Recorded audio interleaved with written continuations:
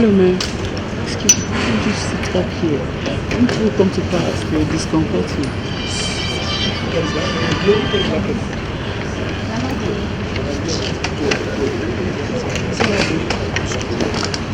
It's not lifting our Nigerians out of poverty.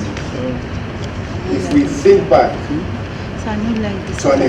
when was the last time when the economy was stable, when it was growing, when inflation was low, when the exchange rate was stable, and when interest rates were affordable? That period was about a decade ago.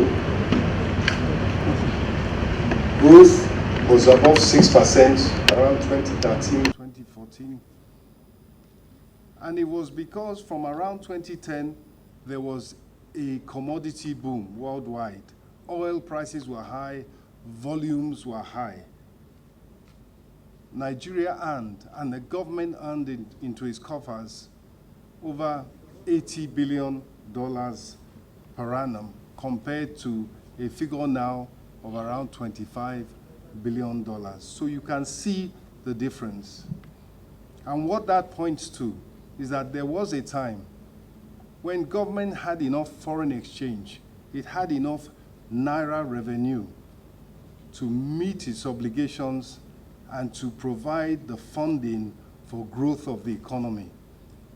It had enough foreign exchange such that when people came in to invest and they needed to import raw materials, to import machinery, government could provide the wherewithal.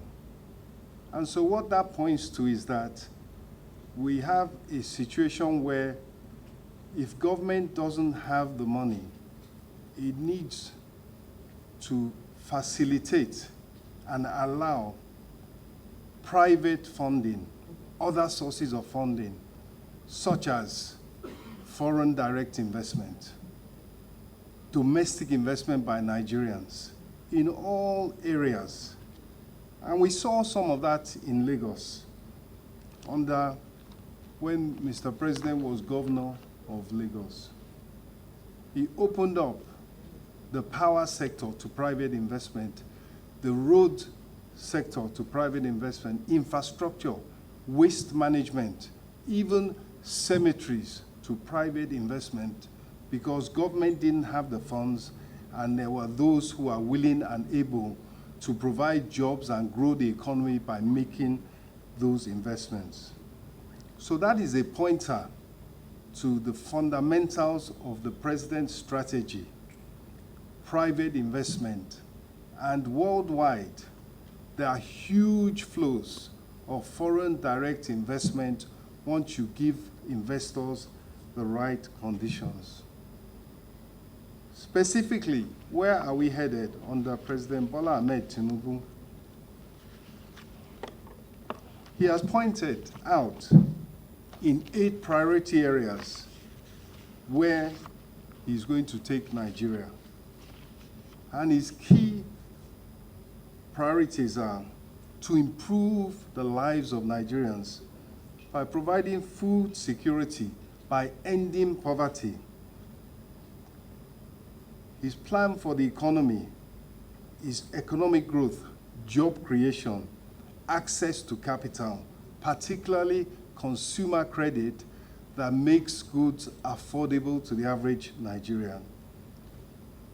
And is concerned about utilizing our human resources, our vast, capable human resources, by focusing on inclusivity, women, youth, making all have the opportunity to come to the table and contribute to the growth of the economy and society. And likewise, by focusing on security, by focusing on rule of law and anti-corruption, he intends to create a fairer, a safer playing field for all. Now, for the team that he has put together, he's going to have specific targets objective measures of performance so that Nigerians can see the targets he set and measure him and the team against them. So, in the area of inclusivity, we will measure literacy rates, measure out-of-school children, and see how successful the trend in increasing literacy, in reducing out-of-school children is, and so on and so forth. Measures will be put in place for security, for rule of law, anti-corruption, and likewise, for the other metrics, there will be measures that allow Nigerians to check how well the administration is doing. In terms of how to get to where Mr. President is going to take us, the key is to increase revenues so that government has enough funding to carry out its obligations and to stabilize the economy as a whole. On the one hand, it is by increasing tax revenue, not by increasing taxes necessarily, but by bringing greater efficiency. We have with us the chairman of the Tax Reform Committee, and the aim is to bring greater efficiency to cut leakages and to maximize the legitimate revenue that should come to government.